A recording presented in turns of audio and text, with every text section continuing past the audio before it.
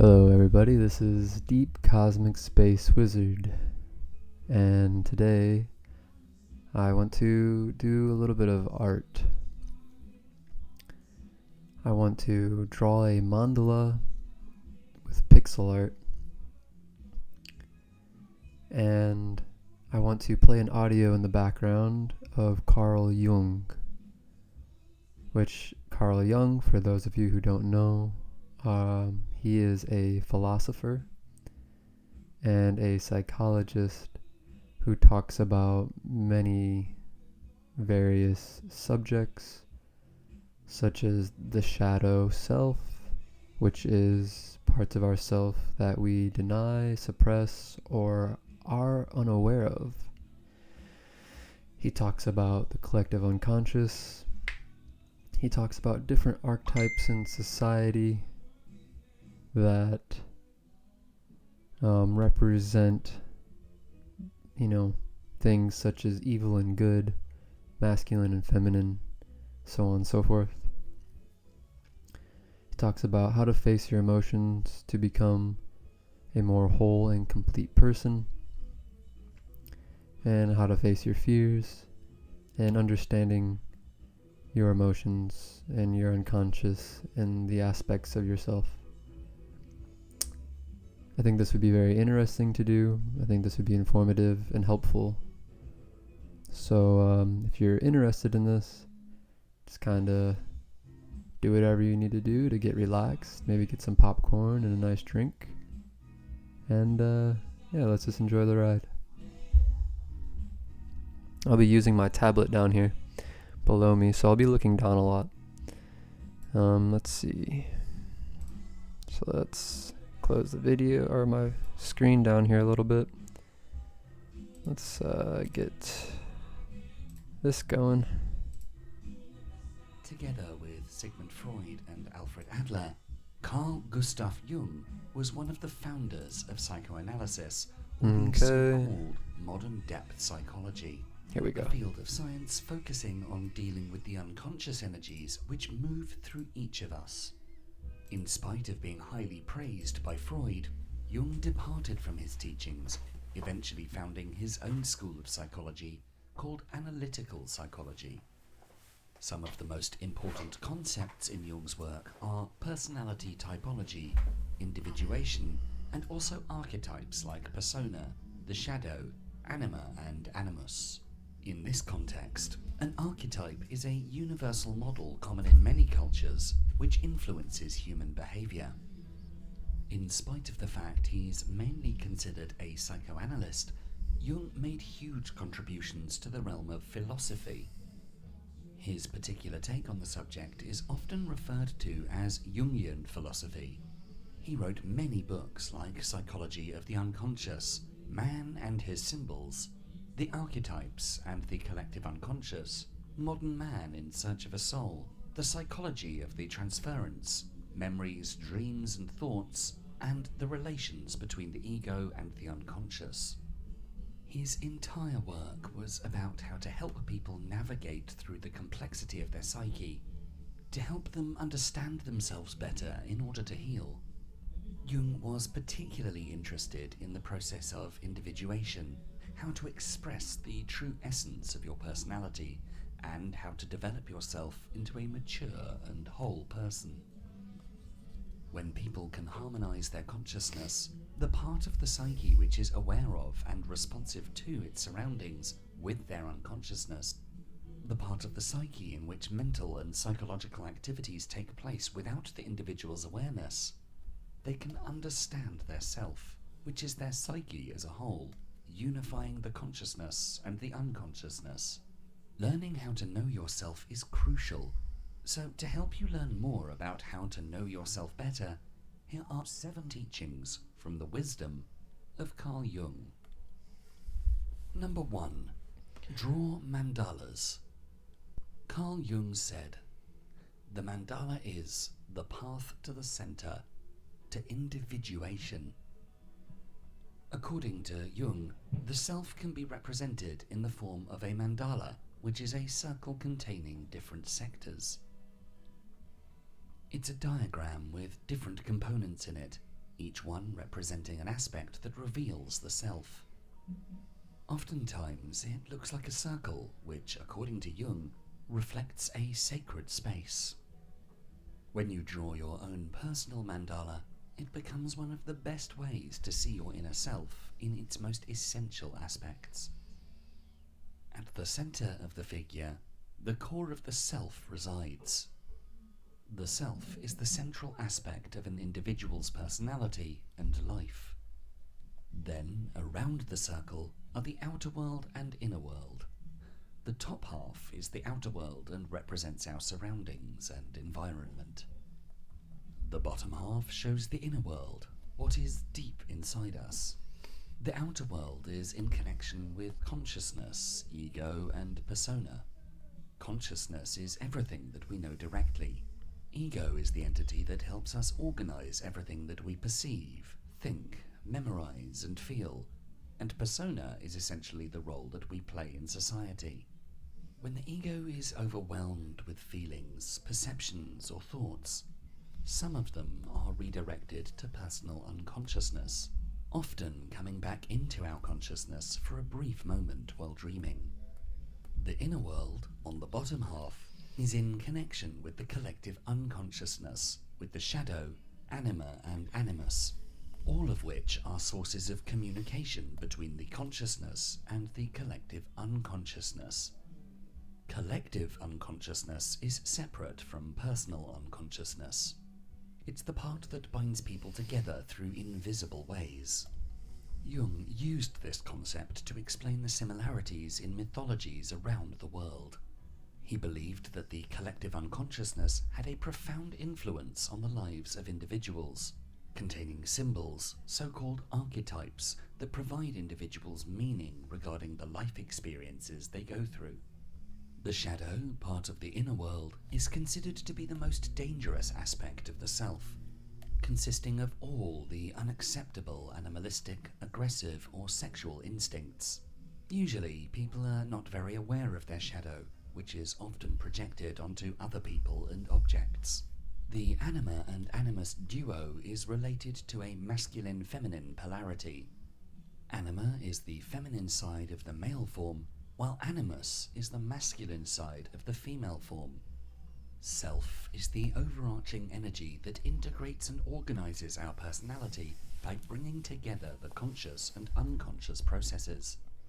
Mandala is not only a form of art, but also a psychotherapy tool which each of us can use. For a period of time, Jung used to draw mandalas every day, and he analyzed the state of his psyche by looking at the mandala he'd just drawn. He also encouraged his patients to draw their own mandalas. There are many training courses in how to draw mandalas, and we can also try to draw one each day in order to understand ourselves a bit better. For example, one patient of Jung drew these 3 mandalas at different times.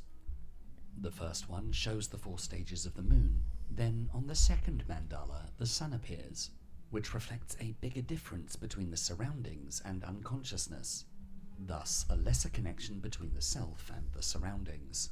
Then, in the end, in the third mandala, the sun is about to set.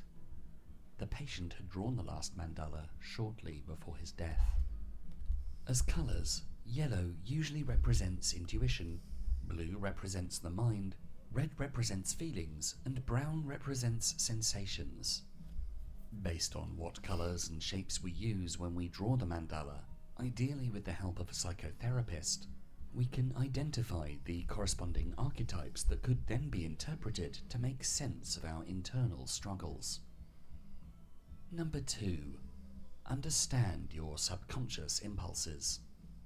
According to Jung, everyone carries a shadow, and the less it is embodied in the individual's conscious life, the blacker and denser it is. The shadow is one of the most important archetypes according to Jung. It is a part of our subconscious that comes to the surface in the most unexpected moments, often taking us by surprise. The shadow is that part of ourselves that we fail to recognize and which comes to the surface through dreams or through subconscious impulses in daily life. We've all had moments where we did something, yet immediately after had no clue why we did it. Perhaps we got angry at something or someone out of the blue, went into a different room, or we answered a question in a bizarre way without knowing the reason. Perhaps it was the shadow that directed us. The more rigidly you act in real life, the more you follow rules made by others or your self-imposed rules disregarding your emotions, the more you fail to acknowledge your shadow. If you do so, you will fail to know yourself. Ergo, you can only truly know yourself if you also know your shadow. And this process of knowing your shadow can take a good amount of effort.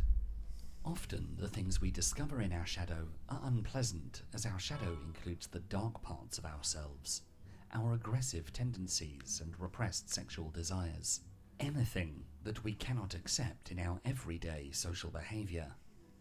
But the bitter irony is that the more we try to keep away from those dark parts, the more they control our lives in invisible ways. And when this happens, we often project all those negative attitudes onto others. For example, every time you talk intensely negatively about someone else, you can be confident that all those negative traits are also inside you, in your shadow. Otherwise, you wouldn't be so passionately involved in that discussion. When you judge someone for how they look, perhaps you say they're overweight, badly dressed, or too skinny. Chances are you're insecure about yourself as well, and to avoid feeling anxiety, your psyche makes you project those negative feelings, which are part of your shadow, onto others. To stop projecting and start taking control of your shadow, you need to first become aware of when you're projecting. Stop yourself every time you think or talk with passion about something negative in other people, and examine yourself in the same way. Is there any other negative feeling that you need to be aware of, and is it related to you personally? For example, if you catch yourself speaking badly about a colleague who uses their charisma to get away with anything at work, it's likely that you actually wish you had that charisma for yourself to get ahead in life in the same way, but you don't know how to do it. So instead, you prefer to accuse the other of playing unfairly. By questioning yourself, you can discover many unpleasant things about yourself, and by discovering them, you'll know what you need to work on so you can become free of them, and that way, they won't control your life anymore. Knowing your shadow is a part of knowing your true self. Number 3. Know your fears. In the words of Jung, find out what a person fears most, and that is where he will develop next. Jung treated many patients suffering from anxiety disorder, and he understood that what they needed most was the courage to face their own fears. He found it to be good practice to analyze their fears, because after that analysis, he could understand in which direction they should develop. Unfortunately, however, many choose not to take any risks in life, preferring to give up on their dreams than to fail and potentially embarrass themselves. When this tendency overwhelms individuals, they can become neurotic. No matter how courageous we look to society, we all have our own fears. Nobody in the world is truly fearless. What we can learn from Jung's studies on his patients regarding facing their inner fears is that by analyzing our fears, we can discover which area of our life we should work on. If we permanently avoid facing our fears, we will remain in a cocoon, in a comfortable space. But that won't make us happy in the long run. By refusing to look inside ourselves, by refusing to know ourselves better and finding solutions for our fears, we will stop growing. For example, your fear of public speaking might prevent you from advancing in your career. You avoid speaking up during big meetings or participating actively in business conferences. Overcoming your fear can only happen once you start getting to know your fear better. Identify it, acknowledge it, then find reasons why this fear is unfounded. In the case of our example, analyze the ideas you had in your mind and why you didn't put them forward. Were they better than those of your colleagues? If yes, then you had no reason not to express your idea in the meeting. To start speaking more in public, you can practice in front of a mirror, or better yet, record yourself and review the video. Not only will you be able to see what you do and don't like and correct for it, you'll also get more comfortable hearing your voice and seeing yourself in that context, which means you'll feel more confident, which will improve your performance. If your fear has deeper roots, perhaps caused by a traumatic event during your childhood, then you need to look deep inside your memory, ideally with the help of a licensed psychotherapist, to identify and confront those moments. To really know yourself and evolve, one of the best ways is to face your fears and the roots of those fears. Number 4. Face your emotions. Carl Jung tells us, people will do anything, no matter how absurd, to avoid facing their own souls. According to Jung, psychological diseases like neuroses have always been at the base of legitimate suffering. This suffering is often buried so deep inside us that it becomes very difficult to deal with. The painful emotions that we often fear to face are developed from trauma, rejection, loss, failure, or abandonment. It's not enough to be mentally aware of those buried emotions. It's also important to have the courage to feel them in their raw form, to truly face them. When we're too afraid to face them, we mask them. We go into self-harming activities, addictions, or we close our hearts, adopt more rigid behavior, and are afraid to show our suffering. The way to stop running away from facing our soul is to understand first that it is not the event that traumatized us, but rather the set of beliefs we built afterwards around that event. Maybe after you suffered that traumatic episode, you started to see yourself as a worthless human being, not good enough or deserving enough. Once you identify these beliefs, you need to start questioning them.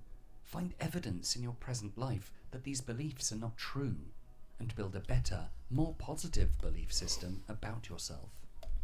For example, imagine you were raised in a dysfunctional family with alcoholic parents that regularly neglected you, making you feel worthless, but also ashamed of them. Just as your parents neglected you as a child, as an adult you find your partner is doing the same, and all those past memories now come and haunt you. The sadness you feel because of your partner will be amplified by the sadness you have from your childhood, making everything worse, preventing you from focusing on even your most basic daily tasks, potentially even resulting in clinical depression. You shouldn't run away from those early memories about your childhood, but rather investigate the belief system you inherited from it, and question it. One example of a belief that influences you negatively can be that you think you're not lovable enough, that you don't deserve love, and that if someone got to know you better, they wouldn't like you, and that if they do show that they like you, you believe that there must be something wrong with them. You need to change such a belief system with a better one that better reflects the worthy person you are today. An example of a belief system that would help you feel more lovable could be to start telling yourself that indeed you're not perfect, but nor is anyone else, and that's fine. You try to work on yourself every day, putting effort into self-development, trying to be fair with other people. You give your best in your work and go all in on your relationships. Have your own validation first, then look for other people's validation. You can only build positive emotions on a solid foundation of self-love, a good knowledge of yourself and what you're capable of. Your vision of yourself will become clearer if you investigate your deepest emotions, your inner suffering, and the beliefs you've built around it. You cannot really know yourself if you don't have the courage to examine your soul and emotions inside out. Number 5. Understand your dreams. To quote Carl Jung, dreams are the facts from which we must proceed. Jung considered dreams as being messages from the unconscious. They have the role to re-establish the psychic equilibrium. Whatever was not fully processed by the conscious mind during the day comes back to haunt us in our dreams. Jung believed that dream material mainly contains repressed feelings that we don't want to face anymore, so he created a method for interpreting the dreams that he called active imagination. First of all, the patients had to write their dream just after they woke up from sleep. Then they had to identify the key symbols appearing in the dream and make associations between them, connecting them with their daily life events. Through this process of active imagination, Jung guided his patients through a process of reliving the dream while still awake. The purpose was to get the story inside the story of the dream. No matter how silly the story of the dream is, Jung believed, there is always a deeper meaning. By reliving the dream, we force ourselves to interact with the dream figures actively, emotionally, and by living that emotion, we get in touch with the deepest layers of ourselves. If Freud interpreted dreams only as ways to discover repressed sexual instincts, for Jung, a dream can have more dimensions, including archetypes and cultural symbols. It is said that Freud interpreted dreams at the objective level, while Jung did so at the subjective level. According to Jung, if you dream that you talk to an old man that you don't know, and that man's telling you something very important, it means that you should listen to his advice. That old man represents the old wise man, an archetype who's supposed to be your guide and a helper. When such archetypes appear in your dreams, it means your life is going through a period of transformation. The unconscious is not a harmless territory. Therefore, we must be cautious if we are to embark on the journey of dream interpretation. It is better to start with simpler dreams and then to advance to more complex ones, maybe with the help of a psychotherapist. By analysing our dreams, we can understand a great deal about ourselves, who we are inside. We can learn things that we never imagined about ourselves. Number 6. Take time to be alone. Jung teaches us that the highest, most decisive experience is to be alone with one's own self.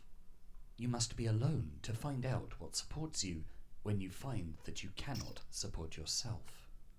For Jung, solitude was highly important, declaring that for him it is a form of healing, making the rest of life worth living. Empty gossip drained Jung of his energy, and he often preferred the company of his own thoughts. The experience of solitude gives you more power to face life's challenges. You then better understand the cause of any problem which affects you. You find out what resources you have inside to face that problem. Also, it's a great time to come up with creative ideas concerning your next steps towards anything you want to do in life. Solitude is different from loneliness. Solitude being a voluntary act, while loneliness is an unfortunate situation when you feel disconnected from people without wanting to be.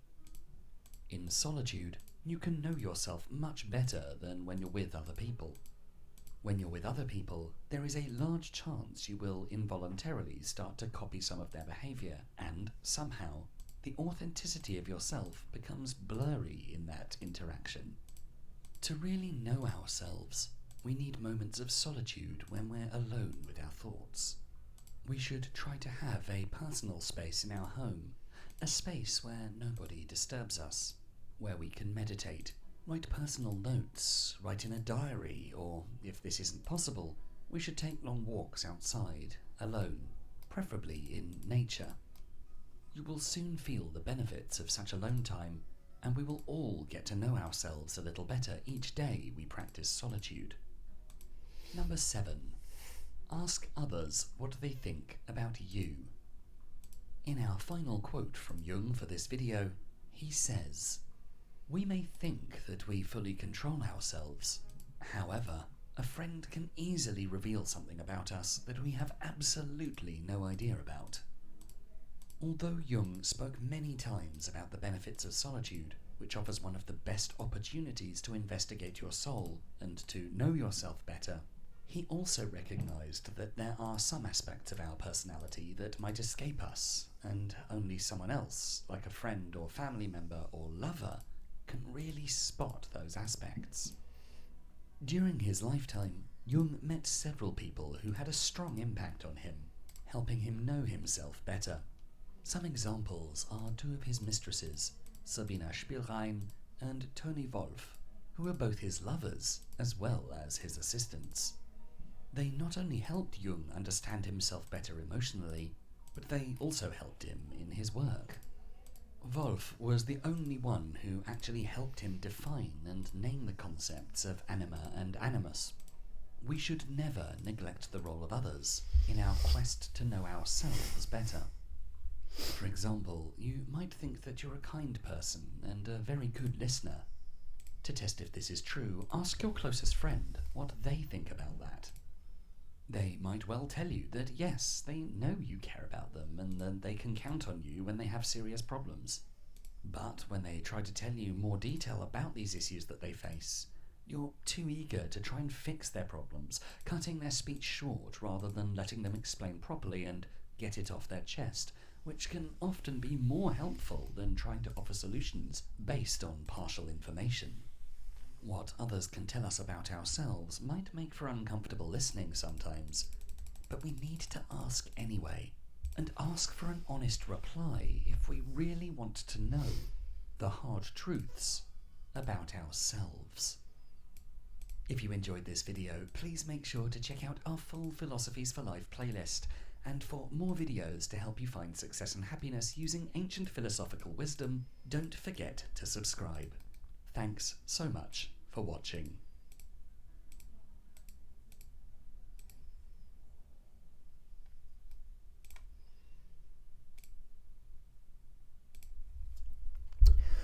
Okay, so yeah, that was that video. Okay. So that was interesting, I thought. Yeah, I guess we'll just click on the next one here. Let's see.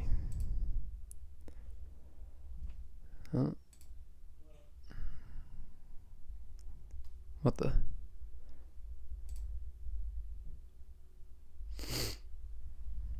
Should be online.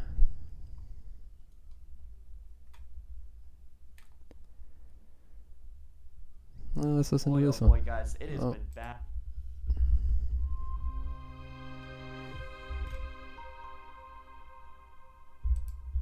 Okay.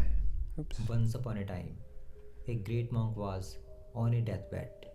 He said to his successor, a young monk, remember one thing. Okay. Never allow a cat in your life.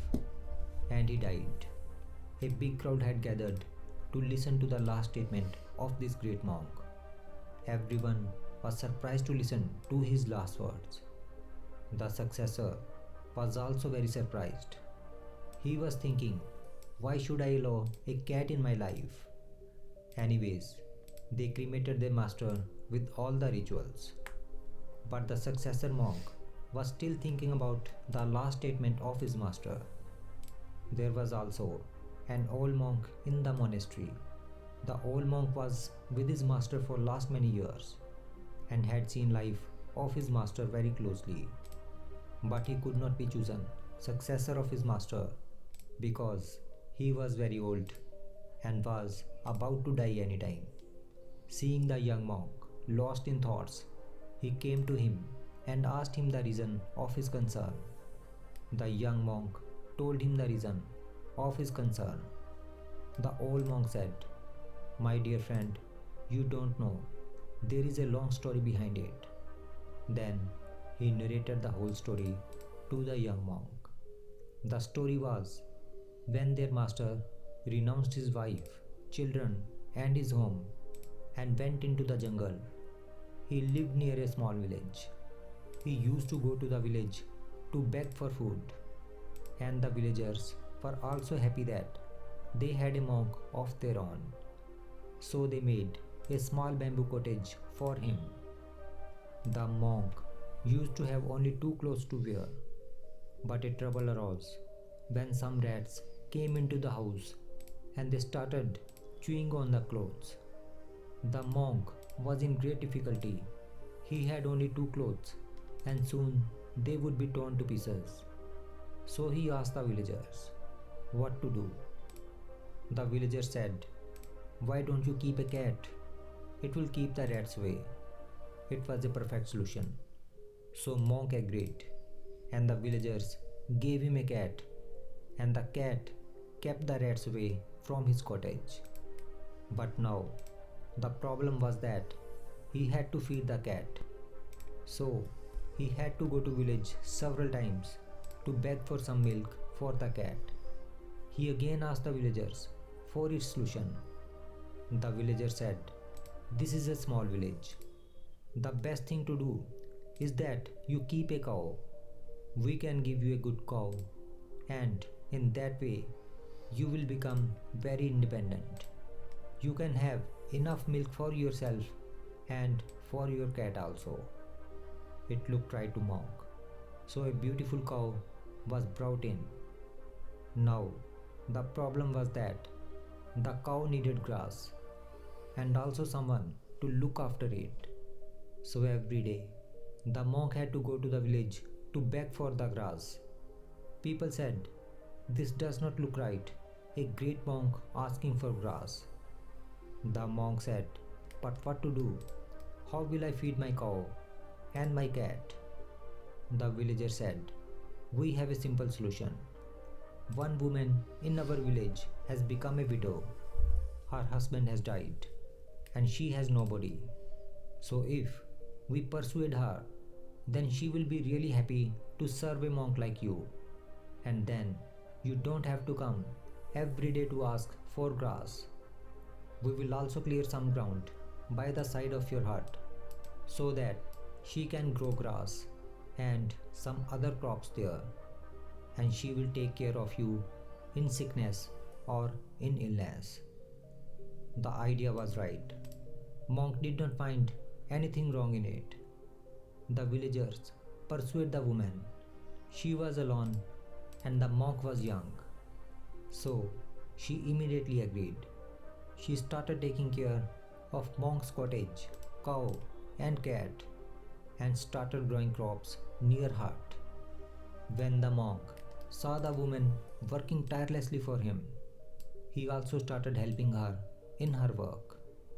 They started to grow crops together in the field. Slowly and slowly, the things started to grow and they fell in love with each other. The woman was very beautiful. The monk was young. They were living in one cottage. What more was needed? After some time, the woman got pregnant and a child came in their life. And then, one day, the monk thought, "What's that? I had left behind my family. I have renounced the world, and this is the whole world again." It grew so slowly that I was not aware until the child came. Now, just because of the cat, the whole world came in. Then the old monk said, "He told you, remember not to keep a cat in your life."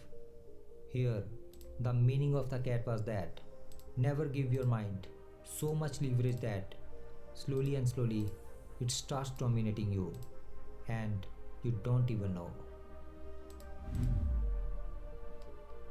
If we see in our lives, then we will find that often we allow our mind to do something which we know is not good.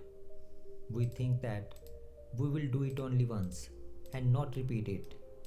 But once you give a little leverage to your mind, it starts taking more leverage from you, and you will not even realize how you will become addicted to some bad habit.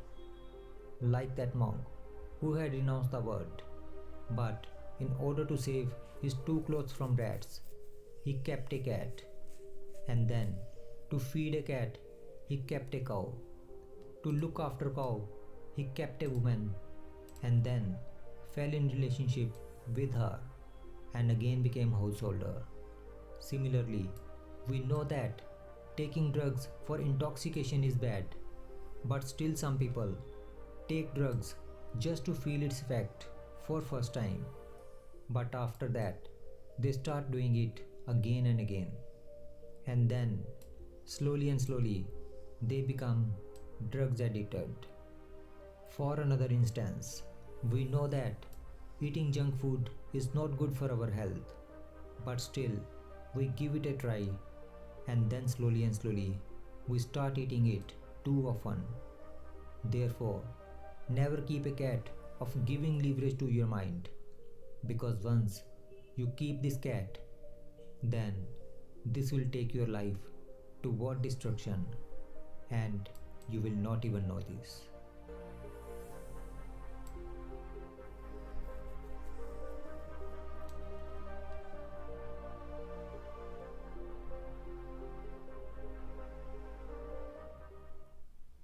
Boy, oh boy, guys, it has been back and forth. I don't know whether.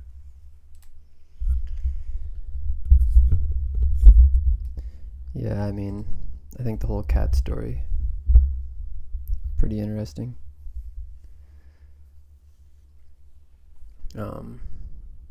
Because I know in my life, I mean, like, I like to smoke weed. And now I don't think weed's necessarily a bad thing. I feel like it can be. You know, it's not like I'm doing it all the time, constantly. I don't think it's ruining my life or anything. In fact, I think in moderate doses, or if used right, I feel like it could help you. You know, and I don't feel like this is me trying to justify like an addiction, because I don't feel like I'm addicted to weed. I can stop if I want to. And I have stopped for 3 months. But then usually after a while I just kind of think like, it's really not that bad. Or it's really not bad at all, you know. But, I mean, just like with anything can be bad. You know, just depending on how we use it. So, I do think, this is a good story to kind of show, like, basically, just check yourself before you wreck yourself, basically. Like, don't do anything that's going to cause you to get into a negative pattern. Just don't get into the negative pattern, you know? And then if you do find yourself in a negative pattern, I mean, you could always get out of it too. So, it's not like we're forever damned to our patterns. It's just sometimes it's harder to break patterns, that are very habitual. So yeah, I mean, I think that's good to think about, Let's see. Let's try this one.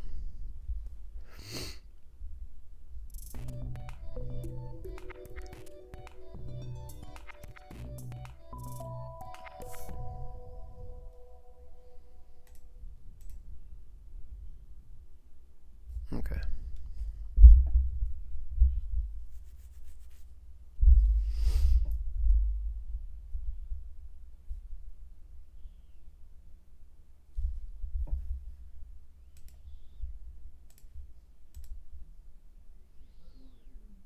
That I've accessed, what I would call God realization. It's a pretty lengthy verbal description, about 7 to 8 pages long, so sit back, get comfortable. I'm going to read it to you. That's mostly what this episode is going to be, just me reading, and then some commentary after I'm done reading.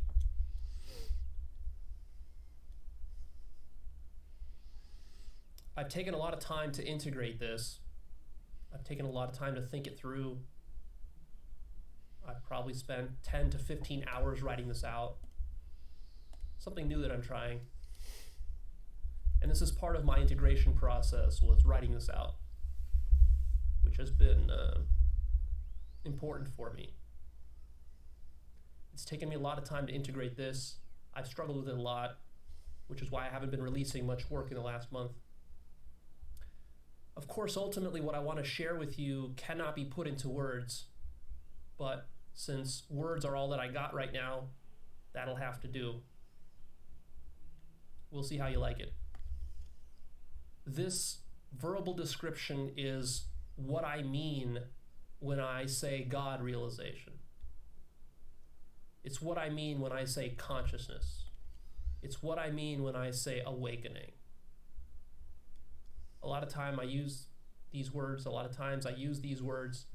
and I get the sense that it's not clear for the audience what exactly I'm talking about, which is why I decided to write it out to give you a poetic sense of what I mean.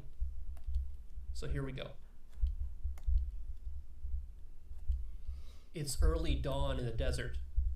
The sky is starting to glow with light, but the sun is still yet to rise. You're standing there looking at an ordinary desert bush. You're struck by its geometric beauty, the mathematical precision of its fractally arranged leaves. You feel an impulse to reach out. You run your fingers through its little green leaves. They feel spiky and alive. Returning your hand back towards your body, you notice a tiny insect smaller than an ant. It crawls over the wrinkles of your skin like an astronaut struggling across Martian terrain. You bring it close to your face. The intelligence of its movement transfixes you. Every swivel of its microscopic legs, of its antennae, precise, machine-like, yet so alive. You think, my God, it's alive. For the first time in your life, you recognize life. Of course, you've seen life countless times before, life in motion, but never like this. Somehow, you've always taken life for granted, but now you see life. The intelligence of it awes you. As you move your finger towards the bug, you can tell it's afraid. You recognize the intelligence in its fear, perfectly designed to keep it alive. You are conscious that you recognize this bug, but the bug doesn't recognize you. It's just going about its day, surviving, avoiding danger, looking for food, oblivious that some entity of higher consciousness is observing it, like God looking down from the clouds. Your attention drifts away from your hand to something as something flits through the corner of your vision. A hummingbird darts from bush to bush with the precision of an industrial robot. It hovers right up next to your bush. You stand perfectly still. Looking at it, the whole world seems to slow to a crawl. You can see the exquisite flap of its little biomechanical propellers. Life. You marvel at its profound intelligence and immaculate beauty. This little bird is perfection incarnate. You can resolve every green and pink iridescent feather on its body, arranged like tiny dragon scales. They shimmer in the subtle light of desert dawn.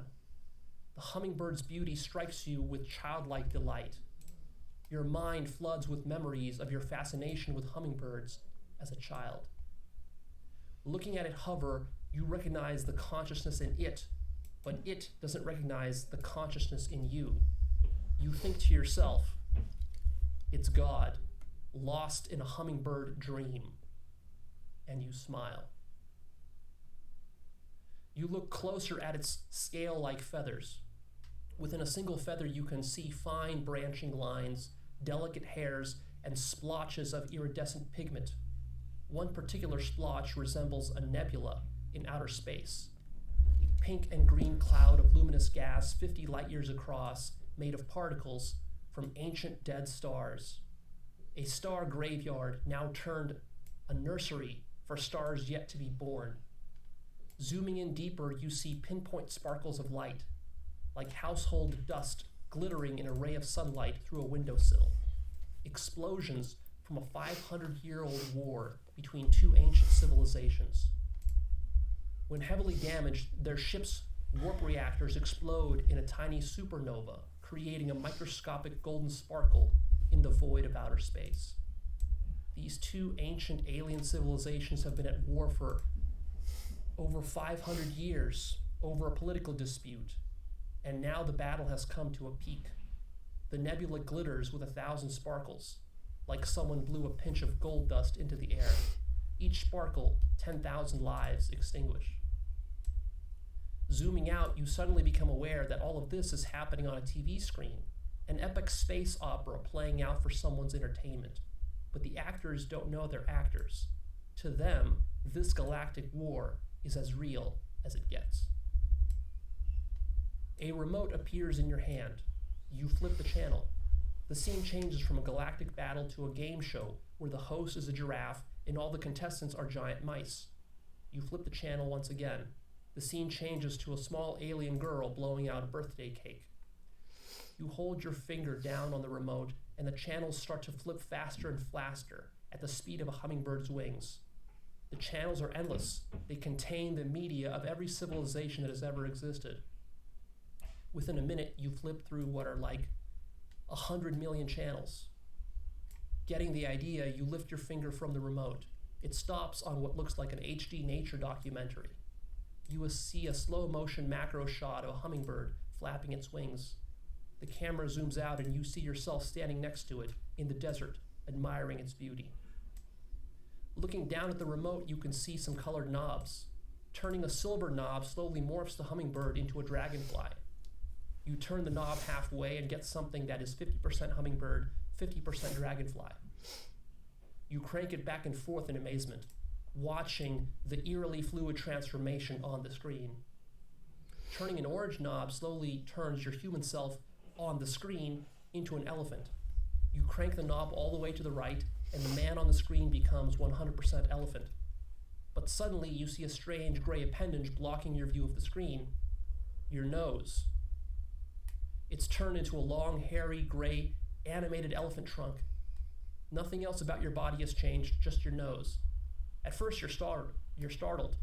This thing seems to have a mind of its own, swaying back and forth with a playful undulating animation.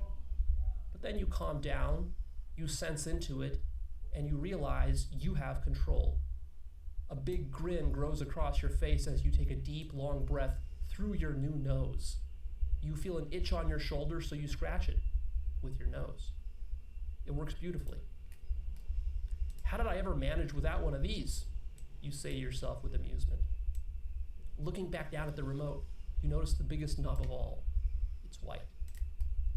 I wonder what this one does. You crank it with your nose. As you do, you feel yourself becoming ever more conscious. All of a sudden, you can feel the circuitry in the television as if it was an extension of your body. Every pixel becomes like a taste bud on your tongue. A 4K display has over 8 million pixels, each one now consciously accessible to your mind. Cranking the white knob even more, you become so conscious you start to predict which pixel will light up with which color value in the next frame. Turning the white knob even more, you become so conscious your mind gains direct access to the channel's database. In your mind's eye, you have instantaneous thumbnail access to every channel and piece of media that has ever been produced in the universe. What do you want to watch? It's hard to choose. You're not used to having this much information in your mind in parallel. It's hard to navigate such a sprawling network of information. Your thoughts begin to influence the process. Your mind floods with old memories of cinema you watched in your youth. You don't know why, but the movie Aliens starts to dominate your mind. The more your mind focuses on that thought, the more real it becomes. Soon the entire room and TV fade out of existence, and your reality smoothly transitions into that of the alien queen laying eggs in her nest. The TV is gone, your elephant nose is gone, you are now the alien queen. Slime is dripping down your black, spidery body and mouth. Acid is coursing through your veins.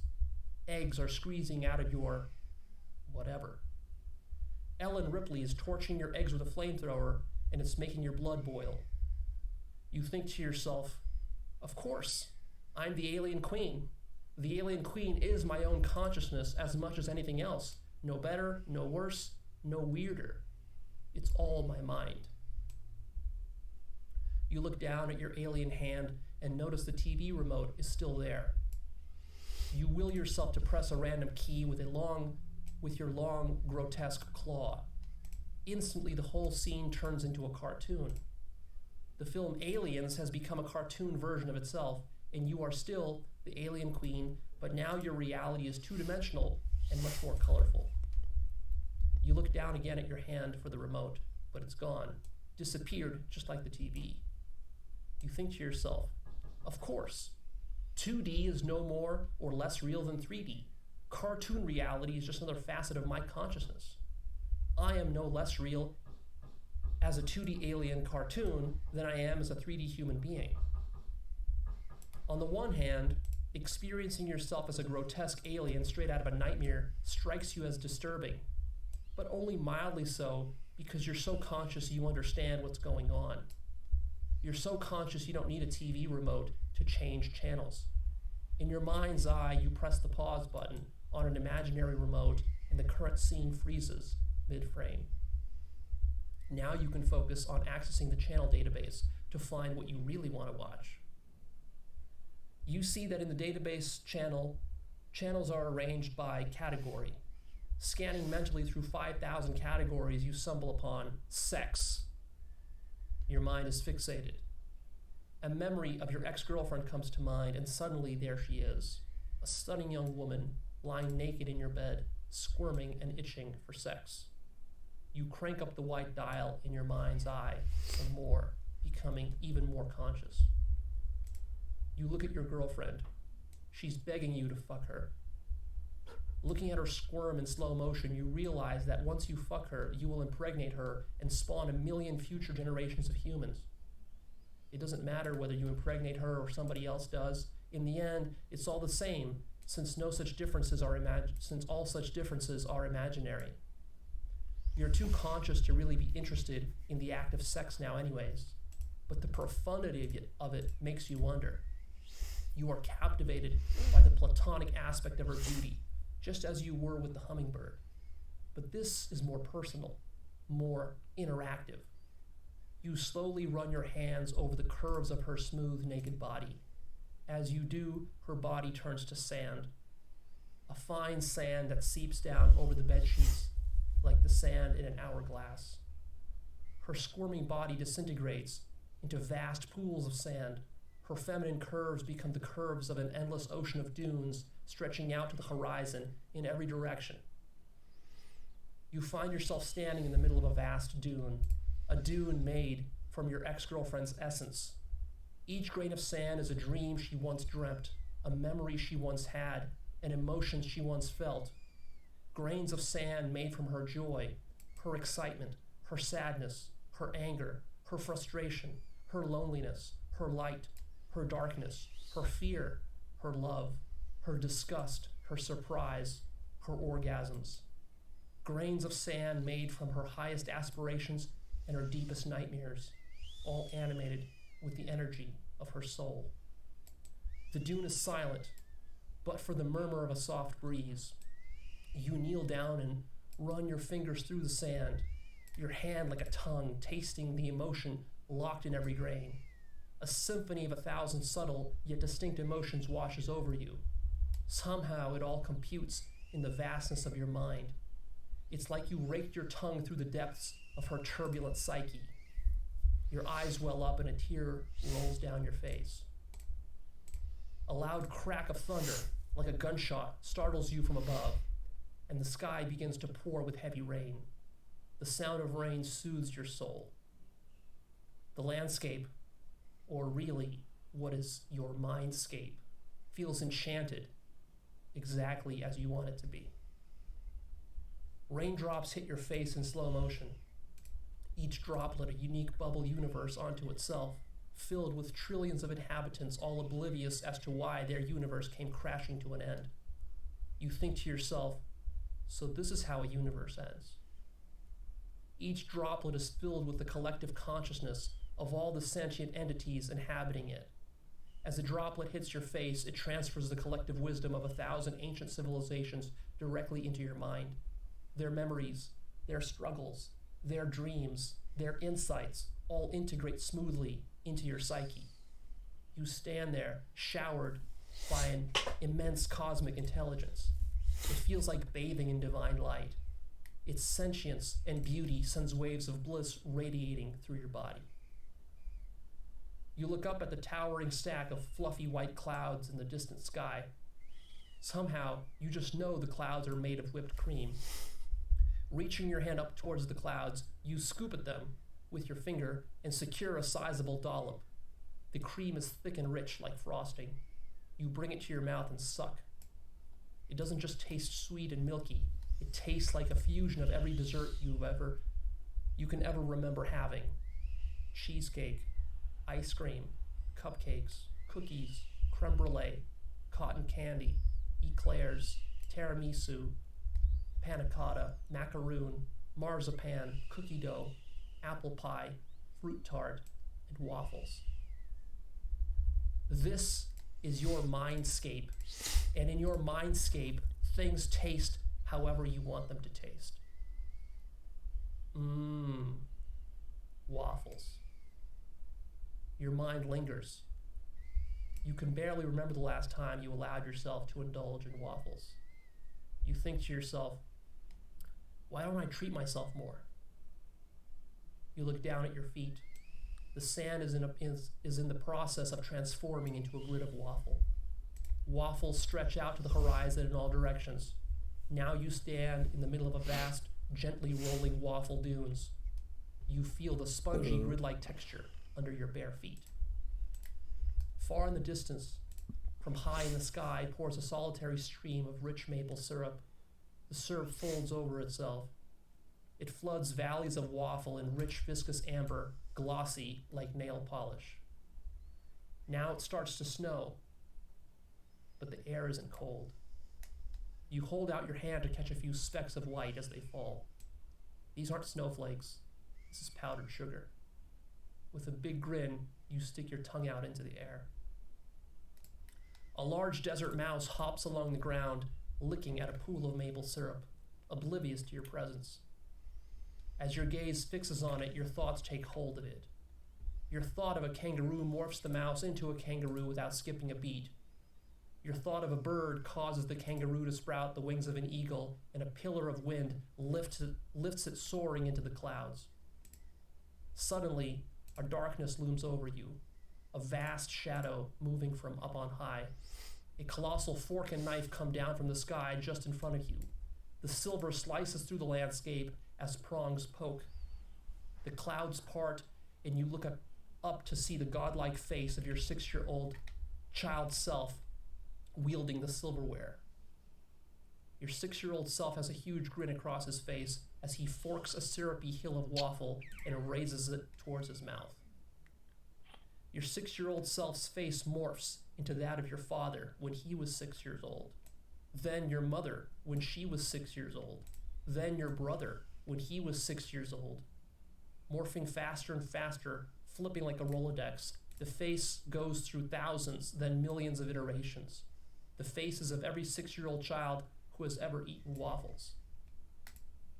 Looking down at your feet, you see an insect, some kind of beetle, laying there on the ground. It's dead, but still, it's colorful. You kneel down to pick it up. Its husk lays motionless in your hand. Inspecting it as though under a magnifying glass, you marvel at its beauty. Even in death, you see the beauty of life, especially in death. But what makes it all the more beautiful is your awareness that this creature is your own mind. How sad that this little creature is alive no more. Suddenly, you get an impossible idea. Could it work? You say to yourself. You turn your gaze inwards to the white dial on the remote in your mind's eye. You crank it up. Your consciousness expands, interconnecting ever deeper with itself. Your visual field grows crystalline, as though all the air was sucked out of the atmosphere. Everything becomes sharp and bright and eerily still. You focus intensely on the beetle. Your consciousness penetrates through its desiccated remains. Its body is your mind, and right now, your mind demands a miracle.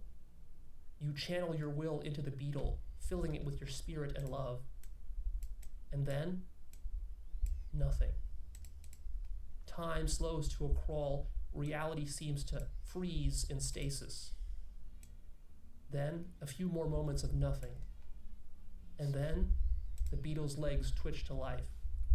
Your eyes grow wide. It starts to crawl over you. You blow into your hand and the beetle morphs into a luminous green moth that flits erratically up into the sky. You smile in disbelief at the miracle of your own mind. Standing there in the waffle dunes, you look down at your hands. Images start to run through your mind of animals you took fascination with as a child. Monkeys, reptiles, birds, big wild cats, mollusks. As the images flip through your mind, the shape of your hands flips to match. Your hands morph into the hands of an ape, the claws of a dinosaur, the paws of a lion, the tentacles of an octopus. Puzzled and amused, you wonder to yourself, what's happening to me? What am I?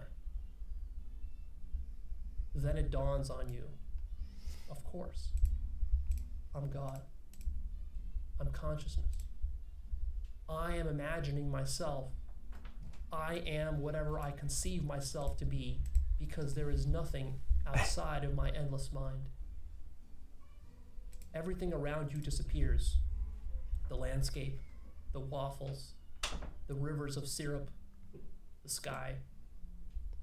And now it's just you, floating in a bathtub in the middle of empty space. Music starts to fill the silence of the void. A melody. It's fast, cheery, and delicate. Delightfully fast, deliciously delicate, ethereal, like something from a fairy tale. It's the sound of a piano, but you're conscious that there is no piano. What are pianos, anyway, but a figment of your imagination? Where is it all coming from, you wonder, and who's playing? There is no instrument, and no one is playing. There are no sound waves traveling to your ears. You have no ears. You're too conscious for ears. The chords are playing directly in your mind, and the rest is fantasy.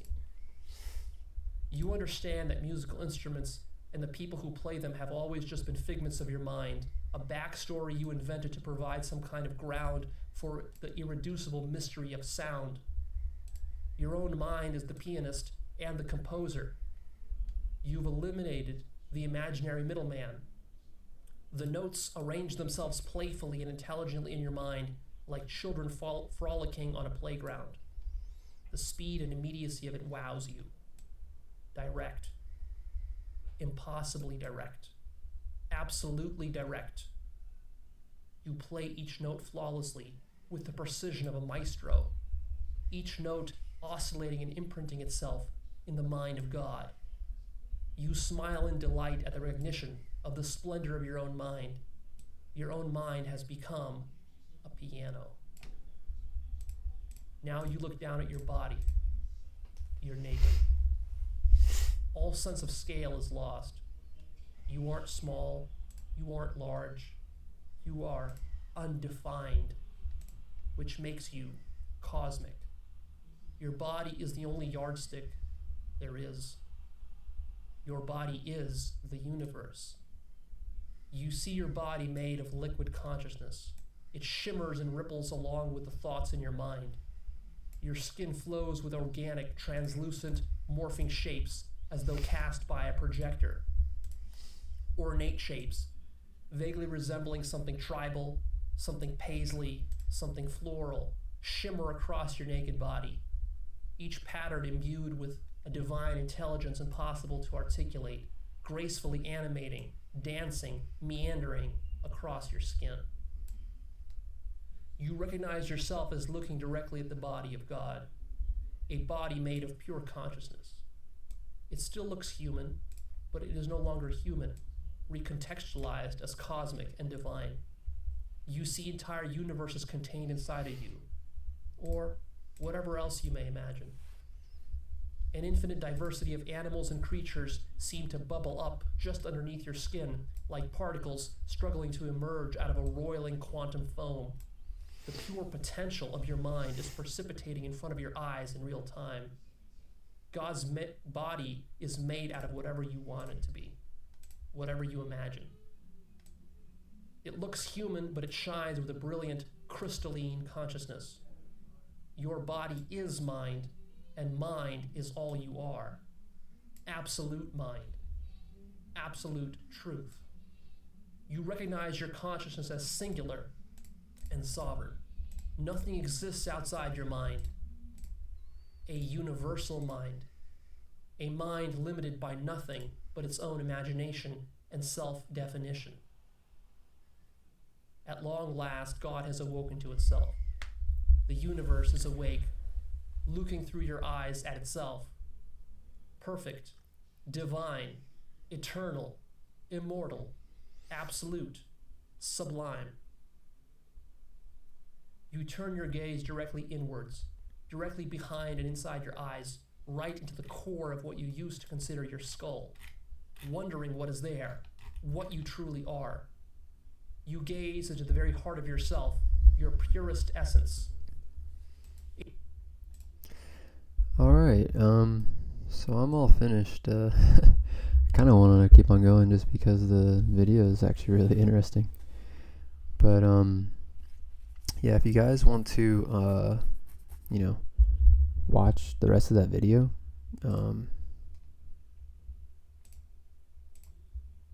it's called Reading a Poetic Description of God Consciousness.